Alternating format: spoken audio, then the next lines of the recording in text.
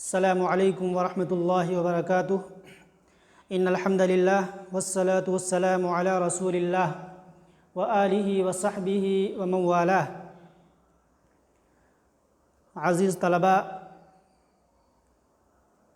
آج کا درس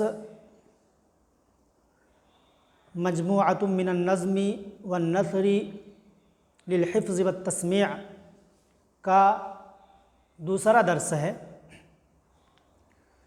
پہلے کے درس میں 4 اشعار آپ کے سامنے آئے تھے اور ان پر کچھ باتیں آپ کے سامنے پیش کی گئی تھیں۔ آج کا درس 5ویں شعر سے شروع ہو رہا ہے۔ عربی زبان خود اپنی زبان سے اپنی حالت بیان کرتے ہوئے کہہ رہی ہے، فَكَيْفَ أَضِيقُ الْيَوْمَ عَنْ وَصْفِ آلَةٍ وَتَنْسِيقِ أَسْمَاءٍ لِمُخْتَرَعَاتِ۔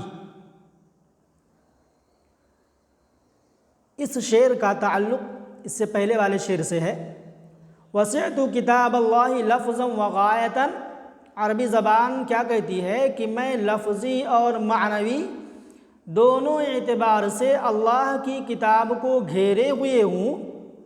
وما زغت عن آئم به وعظاتی، اور قرآن کی آیات اور نصیحتوں سے میں تنگ نہیں ہوں۔ جب لفظی اور معنوی دونوں اعتبار سے میں قرآن کو گھیرے ہوئے ہوں اور قرآن کی آیات اور اس کی نصیحتوں سے میں تنگ نہیں ہوں، فَكَيْفَ أَضِيقُ الْيَوْمَ عَنْ وَصْفِ آلَةٍ وَتَنْسِيقِ أَسْمَاءٍ لِمُخْتَرَعَاتِ۔ ذاقہ یذیقو کا معنی ہوتا ہے تنگ ہونا، اور وصف یصفو جس کے معنی ہوتے ہیں بیان کرنا، آلہ کے معنی اوزار، ہتھیار، جمع آلات، اور تنسیق نسق ینسق، تنسیق کے معنی ہوتے ہیں بیان کرنا، سیٹنگ کرنا جس کو کہتے ہیں۔ اسماء یہ اسم کی جمع ہے، اور مخترعات، اخترع سے اسم مفعول کا صیغہ ہے اور جمع مؤنث کا صیغہ ہے۔ مخترعات جس کا معنی ہوتا ہے گڑھی ہوئی چیزیں، ایجاد شدہ چیزیں، وہ چیزیں جن کی ایجاد کی گئی ہو۔ تو ترجمہ کیا ہوا؟ عربی زبان کہتی ہے کہ جب میں لفظی اور معنوی دونوں اعتبار سے اللہ کی کتاب کو گھیرے ہوئے ہوں اور قرآن کی آیات اور نصیحتوں سے تنگ نہیں ہوں، فَكَيْفَ أَضِيقُ الْيَوْمَ عَنْ وَصْفِ آلَةٍ، پس آج میں کیسے تنگ ہو سکتی ہوں کسی آلہ کے بیان سے، وَتَنْسِيقِ أَسْمَاءٍ لِمُخْتَرَعَاتِ، اور کچھ ایسے ناموں کے بیان سے جو گڑھے گئے ہیں، جو ایجاد کر لیے گئے ہیں۔ یہ ترجمہ ہوا۔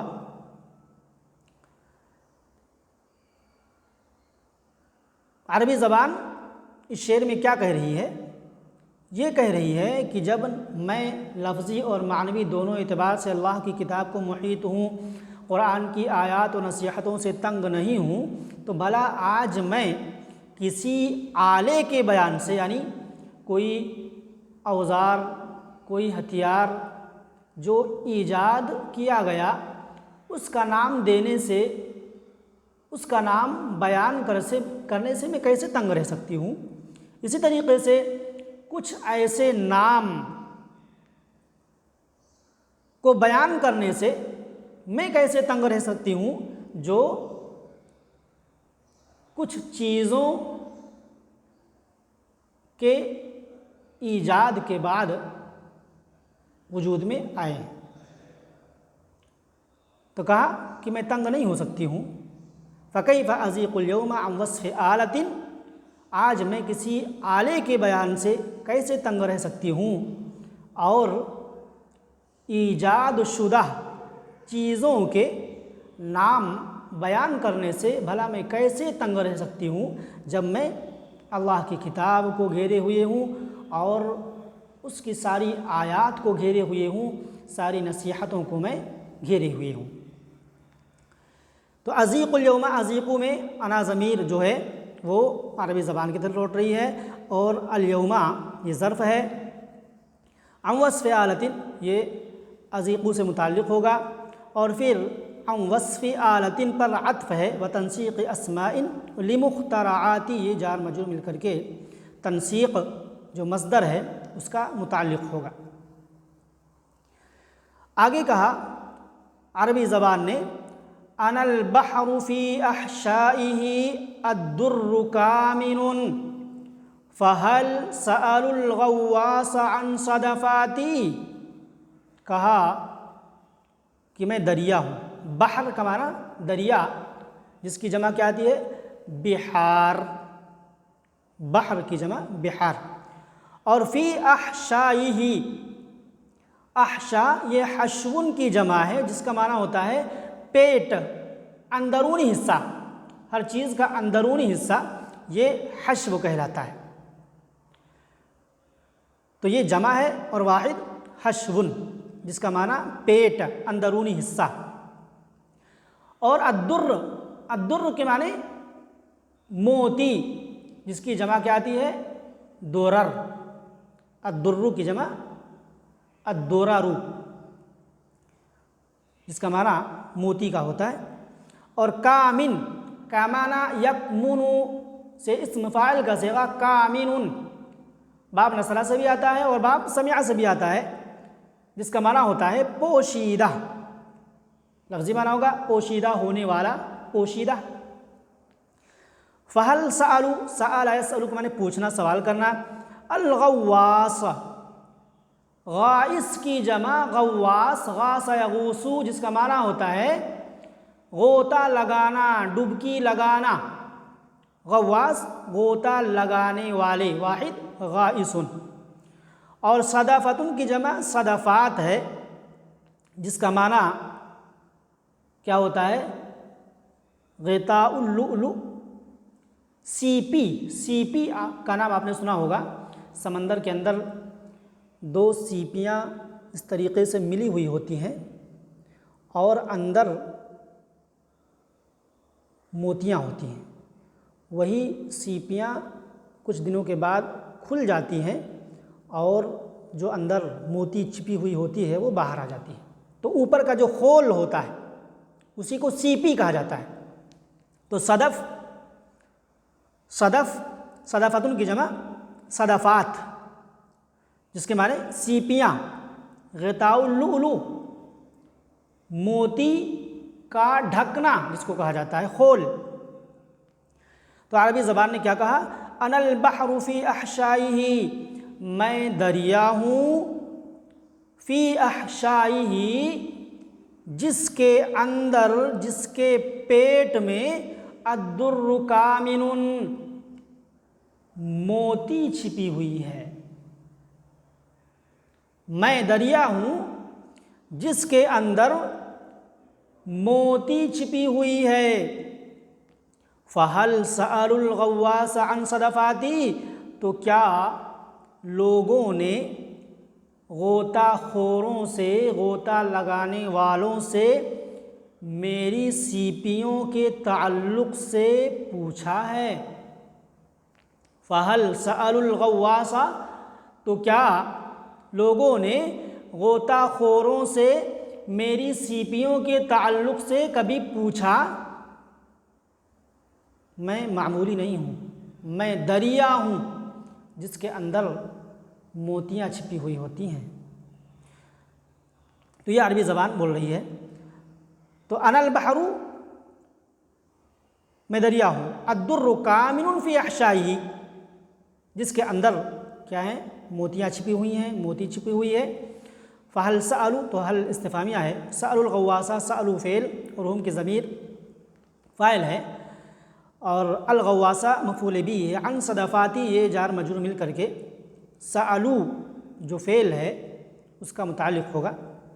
تو عربی زبان اپنی جامعیت کو بتلا رہی ہے کہ میں دریا ہوں، اور دریا کس قدر ہیرے جواہرات اور دوسری قیمتی چیزوں کا جامع ہوتا ہے۔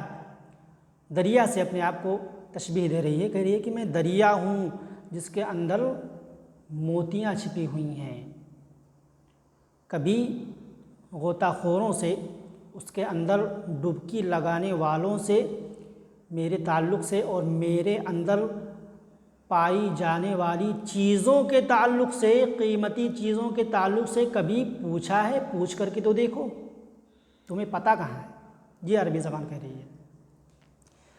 آگے کہہ رہی ہے فَيَا وَيْحَكُمْ أَبْلَى وَتَبْلَى مَحَاسِنِي وَمِنْكُمْ وَإِنْ عَزَّ الدَّوَاءُ أُسَاتِي۔ ویح یہ کلمہ ترحم ہے، اللہ تم پر رحم کرے، رحمت لکم نیچے لکھا ہوا ہے 11 نمبر حاشیے میں، رحمت لکم یہ کلمہ ترحم ہے۔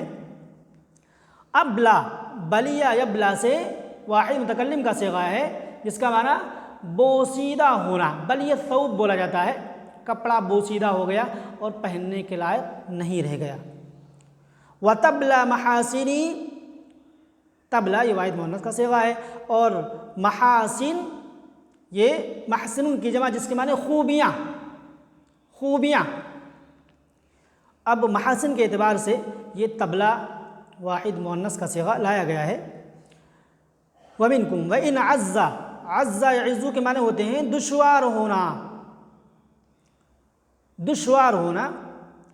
الدوا دوا کے معنی دوا، اوسات اوسات 13 نمبر حاشیے میں لکھا ہوا ہے، جمع آسن وہ طبیب، اوسات یہ آسن کی جمع ہے جس کا معنی کیا ہوتا ہے؟ ڈاکٹر، طبیب۔ ترجمہ کیا ہوا؟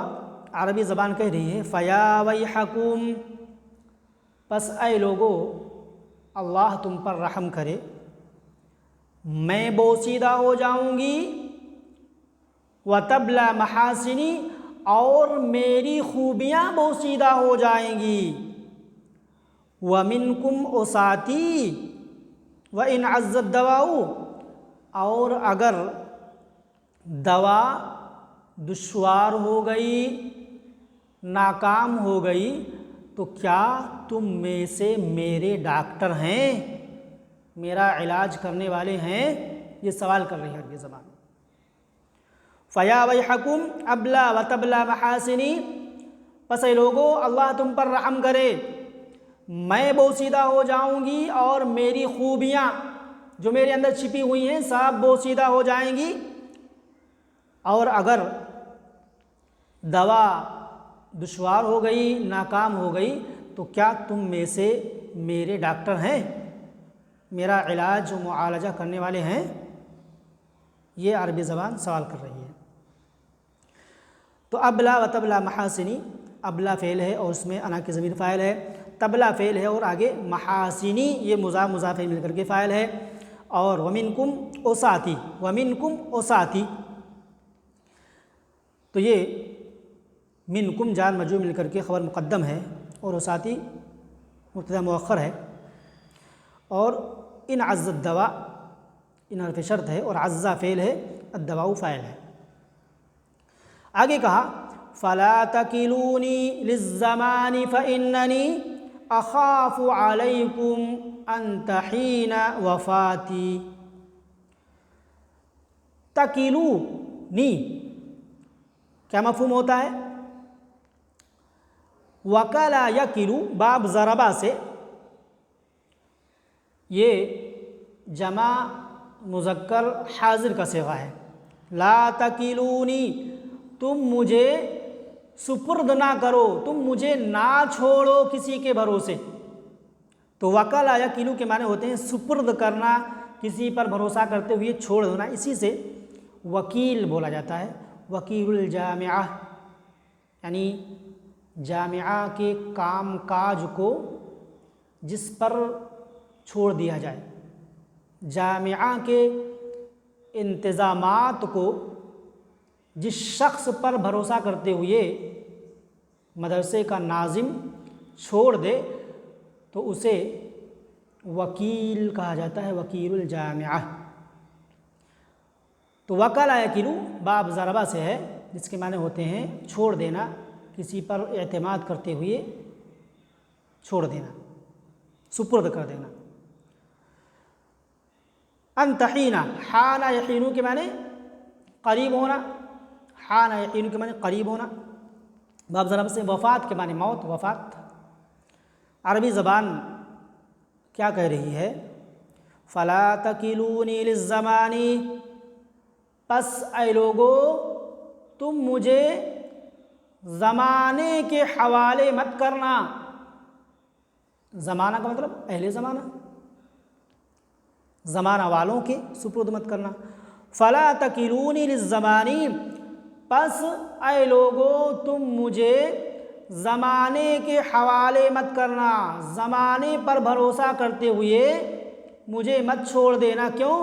فإننی، کیونکہ میں تمہارے اوپر خوف کھاتی ہوں، انتحین وفاتی، کہ میری موت آ جائے گی، اس لیے کہ میں ڈرتی ہوں کہ میری موت آ جائے۔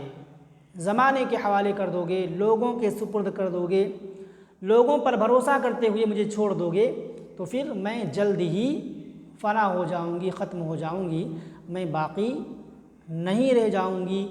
اس لیے کہ لوگوں کا معاملہ، لوگوں کا رویہ عربی زبان کے ساتھ میرے ساتھ کیسا ہے وہ میں دیکھ رہی ہوں۔ فلا تکلونی للزمان، تو اے لوگوں مجھے زمانے کے سپرد مت کرنا، کیونکہ میں خوف کھاتی ہوں کہ میری وفات آ جائے، میری موت آ جائے۔ تو لا تکلو یہ فعل نہیں ہے، اور انتم کی ضمیر جو اس میں پوشیدہ ہے وہ فاعل ہے، اور نی یہ مفعول بھی ہے۔ للزمانی اسی کے متعلق ہے، اور انا کا اسم یا ہے، فإننی، انا کا اسم یا ہے، اور اخاف علیکم ان تحین وفاتی، یہ پورا جملہ انا کی خبر بنے گا، اننی اخاف علیکم، اور اخافو فعل ہے، انا کی ضمیر فاعل ہے، علیکم یہ جار مجرور اخافو کے متعلق ہے، اور ان تحین وفاتی، ان حرف ناصب ہے، تحینہ فعل ہے، اور وفاتی یہ فاعل ہے۔ فعل فاعل مل کر کے مصدر کے معنی میں ہو کر کے اخافو کا مفعول بھی، تو اخافو فعل اپنے فاعل اور مفعول بھی متعلق سے مل کر کے انا کی خبر، انا اپنے اسم الخبر سے مل کر کے جملہ اسمیہ خبریہ ہو جائے گا۔ تو عربی زبان کیا کہہ رہی ہے کہ اے لوگو تم زمانے کے حوالے مجھے مت کرنا، زمانے پر بھروسہ کرتے ہوئے مجھے مت چھوڑ دینا، اس لیے کہ مجھے ڈر ہے کہ میں مر جاؤں گی، میری وفات آ جائے گی، میں ختم ہو جاؤں گی۔ یہ عربی زبان نے کہا۔ آگے ایک بات اور کہہ رہی ہے، ارا لرجال الغرب عزا ومنعتا وکم عز اقوام بعز لغاتی۔ ارا میں دیکھتی ہوں، عربی زبان کہہ رہی ہے، اور رجال الغرب مغرب والے، اہل مغرب، رجال الغرب کا مفہوم کیا ہوا؟ اہل مغرب، اور